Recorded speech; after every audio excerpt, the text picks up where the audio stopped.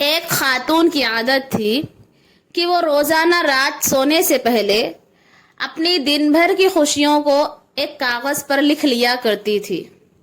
ایک رات اس نے لکھا، میں خوش ہوں کہ میرا شوہر تمام رات زوردار خراٹے لیتا ہے، یعنی وہ زندہ ہے اور میرے پاس ہے۔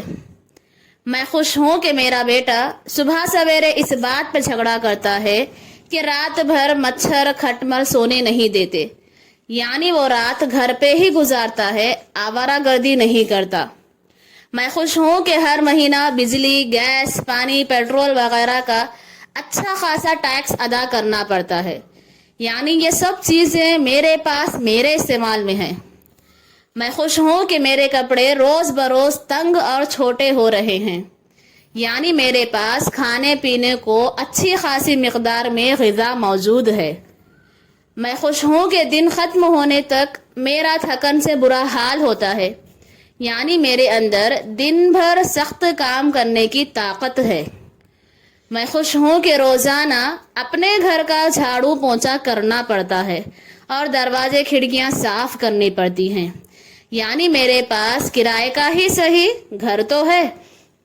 میں خوش ہوں کہ کبھی کبھار بیمار ہو جاتی ہوں، یعنی میں زیادہ تر صحت مند ہوں۔ میں خوش ہوں کہ ہر سال عید پر تحفے اور عیدی دینے میں جیب خالی ہو جاتی ہے، یعنی میرے پاس چاہنے والے میرے عزیز رشتہ دار، دوست احباب ہیں جنہیں تحفہ دے سکوں۔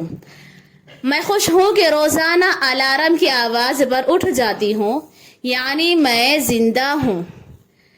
لہذا اخراجات کی کمی بیشی پر افسردہ ہونا چھوڑ دیں اور جینے کے اس انمول فارمولے پر عمل کرتے ہوئے اپنی بھی اور اپنے سے وابستہ لوگوں کی زندگی کو پرسکون بنائیں۔